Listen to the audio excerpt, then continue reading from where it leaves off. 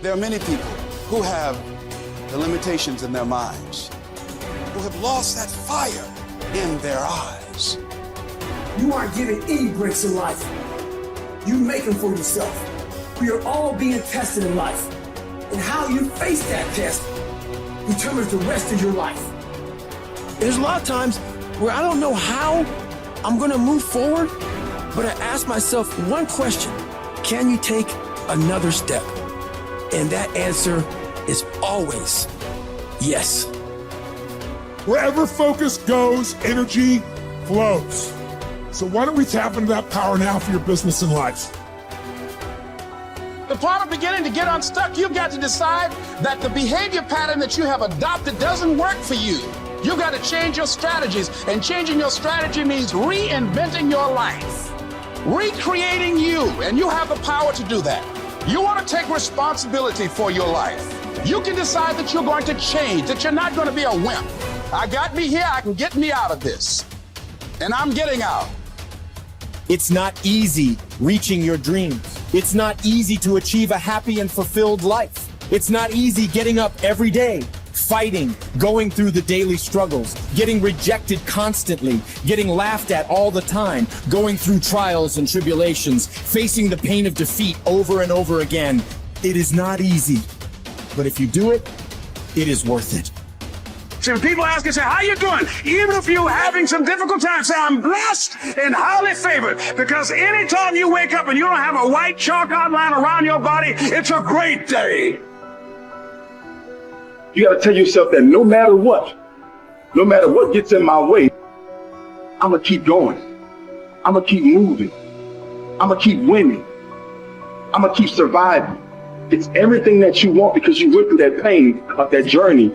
It felt like he wanted to just knock you down and say, you know what? You can't do it. Understand that it's going to be trials and tribulation. That we'll have storms, but they will have sunshine after the rain. But that depends on you and how bad do you truly want it. Nothing in life will hold you back if you trust in yourself and you trust in the process. And at the end of this race, guys, you're going to be more capable. Through that effort, builds the character, the person you want to be at the end. Accept that. And so I say to you, it's possible you can live your dream. If it's becoming a diamond, if it's having more, it's achieving more, it's possible you can live your dream. It's necessary that you have a plan of action, that you're resilient, that you stick to, that you have the vision and never give it up, that you become creative and relentless and keep on coming back again and again and again, and that it's you that you got to take personal responsibility to make it happen. And when life knocks you down, jump back up and say, it's not over until I win.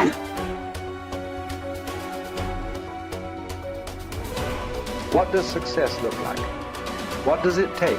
Human being has come with such open sense of possibilities. Those who are committed to being successful with whatever they're doing, one important aspect of their life that is what gets you across so many lines in our life, so many barriers in our life.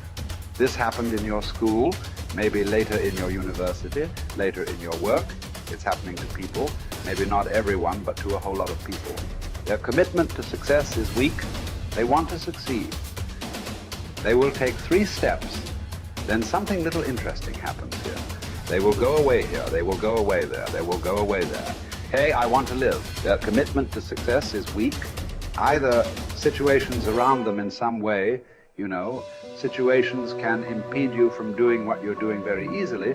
Many times it happens to everyone. But when this happens, people weaken their commitment for their success. Maybe physically they'll feel a little weak. They will weaken their commitment to success. Maybe their emotions slosh around a little bit. They will weaken their commitment to success.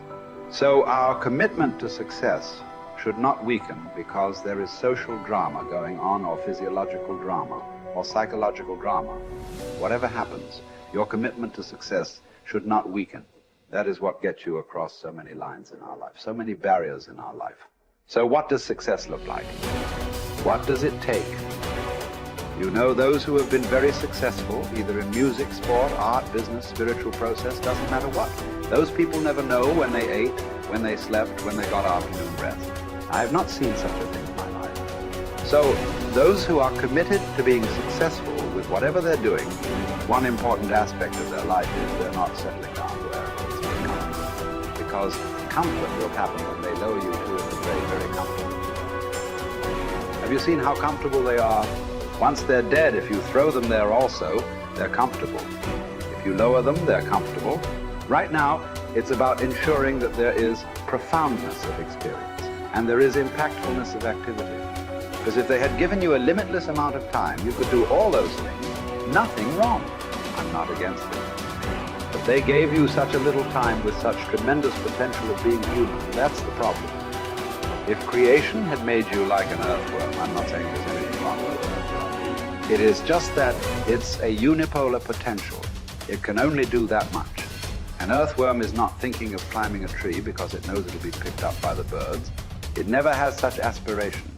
It just wants to recycle the earth. You know, it is beneficial to so many other lives, including us, but its objective is very clear: to eat and to reproduce and to die. Very clear objective, that purpose to fulfill he strives. I don't think he sleeps in the afternoon. I don't think so, because many afternoons I've seen earthworms. They were all vigorously active, but a human being came with too many potentials. Because of that, it needs a certain level of striving for a human being to forget about the world, to consider yourself successful. If your idea of success is you're doing little better than your neighbor, I call that sickness. That is not success. You are happy that your neighbor is worse than you. Is this sickness or success? It is sickness. But in some way, you feel fulfilled with what you're doing. Let's consider that as success for now. It doesn't matter whether you're better than somebody or worse than somebody. That question should not even come up in your mind. But in some way, you feel you're using yourself fully, and there's a certain sense of fulfillment in your activity. Well, if you're capable of just closing your eyes and simply sitting without any activity, that's fantastic. But you cannot do that. You cannot do that right now. In the states that you are, you can't simply close your eyes and become still. Instead of being busy, you will become preoccupied. That doesn't mean you're improving, that means you're regressing in some way. The problem about this success is people always making judgments. I did this, I did that, maybe this didn't work, maybe this is a mistake, that's a mistake. There's no such thing in life. See, at one time you were a monkey, all right. Hey, this is not me, this is that Englishman, you know. Charles Darwin said you were all monkeys.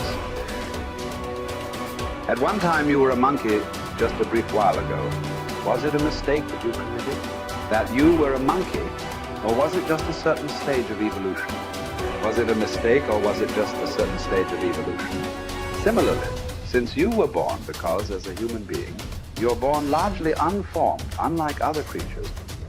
Other creatures, if their food is taken care of, they know what to do with their life. Because human being has come with such open sense of possibilities. You come unformed. You don't come fixed. You have to fix yourself.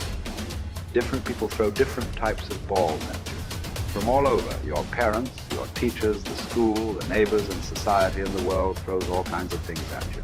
To gather all this muck and make something worthwhile out of yourself is your business. That's your success. It doesn't matter whether somebody thinks you're worthwhile or not. You feel you are a worthwhile life. Good enough for now. World may not recognize. It doesn't matter. But you know you are worthwhile.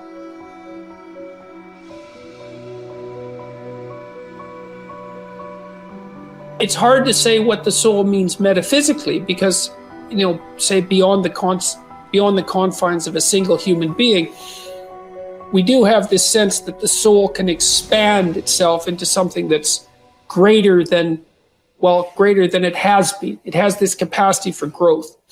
And we do have the sense that the soul can expand itself to the point where it's enlightened, for lack of a better word, that it's working as efficiently as possible to transform everything that's unnecessarily painful and malevolent about the world into what's positive and good.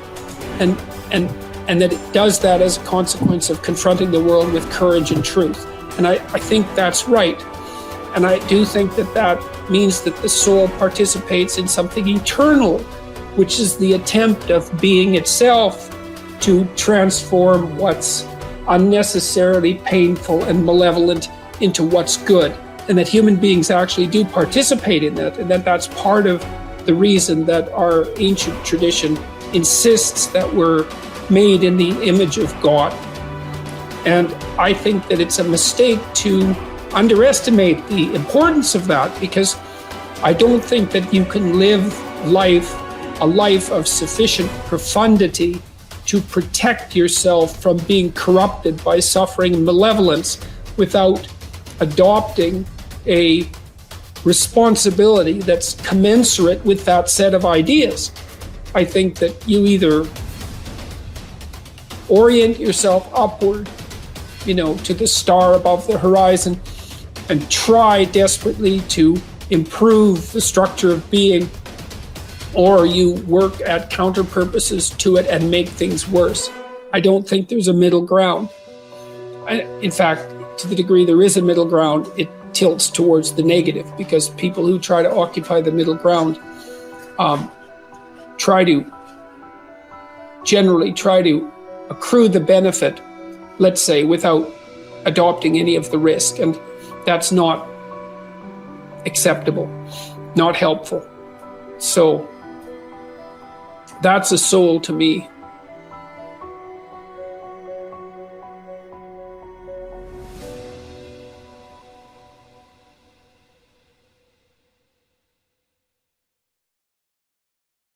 Today is another good day. Unlock the path to your best self. Discover the transformative power of the 12 happy life secrets. Embrace all of them and watch your happiness thrive. Remember, your happy life is an inside job.